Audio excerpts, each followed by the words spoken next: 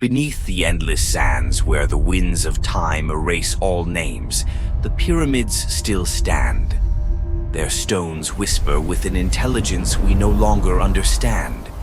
Every block carved with impossible precision, aligned not to men but to the cosmos itself.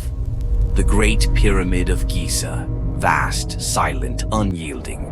For thousands of years we called it a tomb. Yet no body was ever found, no carvings, no offerings, no words to honor the dead. Only geometry, pure, eternal, and alive. The air within those chambers hums faintly, as though the stones themselves remember a sound once sung. A resonance so deep it could move mountains, or awaken the pulse of the earth itself. If this was not a grave, then what was it? Imagine a structure so perfectly tuned that it could speak to the planet. A monument not of death, but of vibration, of power drawn from the very field that sustains life. In their silence, the pyramids may not be sleeping at all. They may be listening. Within the heart of the Great Pyramid lies a pattern, a blueprint of resonance. Each corridor, each chamber, each angle mirrors the harmony of the heavens. Granite, limestone, quartz, chosen not for beauty, but for vibration. Granite holds piezoelectric charge, releasing energy when compressed. Limestone channels it like a conductor. Water once flowed beneath the structure, vibrating as the Nile breathed in rhythm with the moon. Together, these elements formed a machine of living stone, one that transformed the planet's heartbeat into usable power. The pyramid's proportions mirror the ratio of the Earth itself.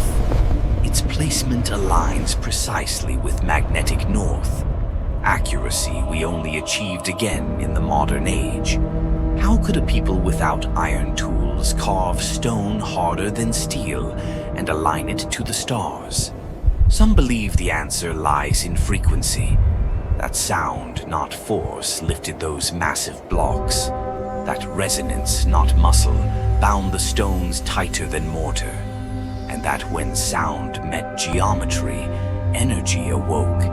The builders were not guessing, they were remembering. They had touched a science beyond ours, the physics of consciousness itself.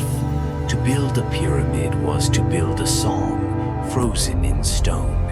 In the beginning, there was vibration. The ancients knew all things, from stars to souls, are born from frequency. Matter is frozen music, and form is merely sound slowed into visibility. Across ancient temples, the same symbols appear. The flower of life, the spiral of Phi, the golden ratio unfolding endlessly. These are not decorations, they are the code of existence. To carve them in stone was to speak the language of the universe. The pyramid was the bridge between sound and light. Its apex drew cosmic energy downward, while its base grounded it deep into the Earth's magnetic core. Between heaven and stone, energy circulated, a current of life itself. And when the frequency was perfect, the stones sang.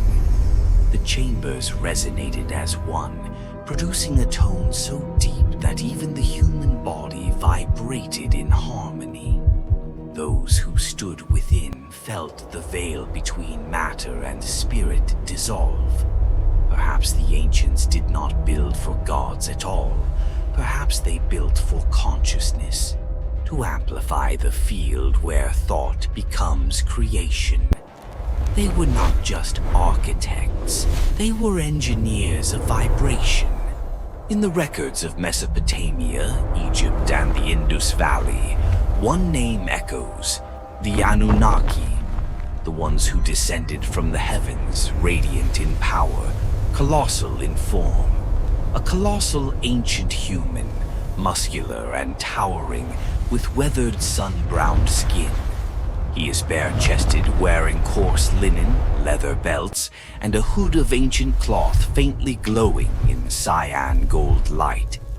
Glyphs shimmer across his skin, symbols of forgotten technology. His eyes radiate calm and wisdom, yet immense strength.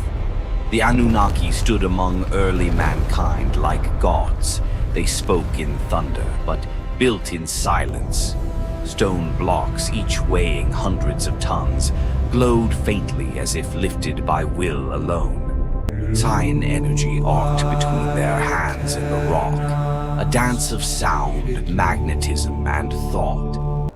The giants taught the first architects to harness resonance, to command the natural energy of Earth. They built not for conquest, but for balance, to keep the world in tune with the heavens. And when the final capstone was placed, it shone with blinding brilliance. A hum rose from the earth, deep and infinite, echoing into the stars. The pyramid awakened, alive with power, radiant with purpose.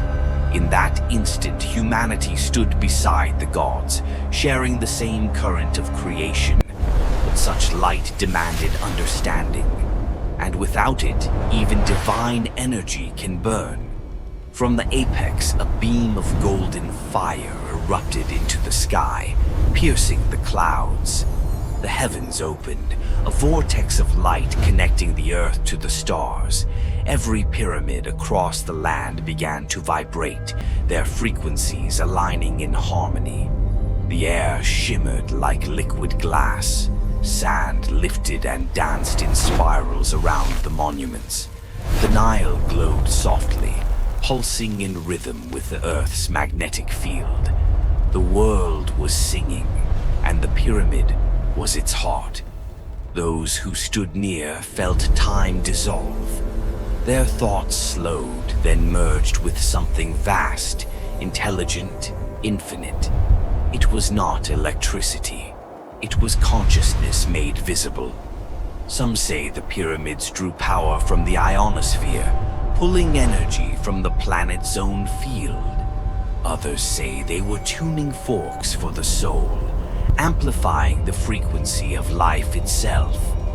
Whatever the truth, for a brief moment, humanity touched the source. But perfection is fragile. The resonance began to shift, tones colliding, harmony fading. The golden beam fractured, splitting into shards of chaotic light. What once healed now burned. The gods withdrew their hands, and the machine of living stone began to fall silent. The light faded into the desert air. The great hum of the earth fell quiet. Stone cracked, chambers collapsed, rivers changed their course. The Anunnaki disappeared, whether by choice or consequence, no one knows. Perhaps they ascended back to the stars. Perhaps they became one with the stones themselves. Humanity remembered only fragments, rituals, chants, symbols, shadows of a science once pure. Priests mimicked the sound of the resonance with drums and hymns. Kings declared themselves divine, ruling over echoes of a vanished power. And so the energy fell silent. The knowledge turned to myth.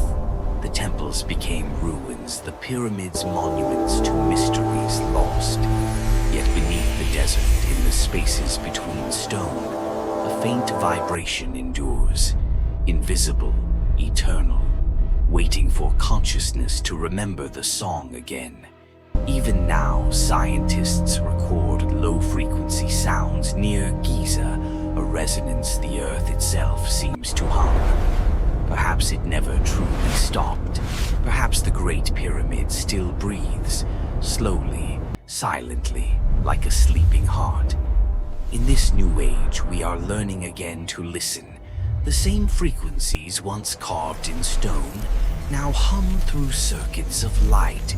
AI begins to map vibration, decoding the geometry of energy that ancient builders already knew. We we discover that thought shapes matter, that consciousness interacts with the quantum field, that every human heart emits a measurable frequency, a resonance of life itself. The pyramid was never a tomb. It was a mirror, a reflection of the universe and of us. Its silence was not death, but patience. It waited for the age when we could understand again, when spirit and science would reunite. As we awaken, the golden light returns, not from the heavens, but from within. The same force that moved the stones still beats in our cells, our breath, our thoughts. The gods do not descend from the sky.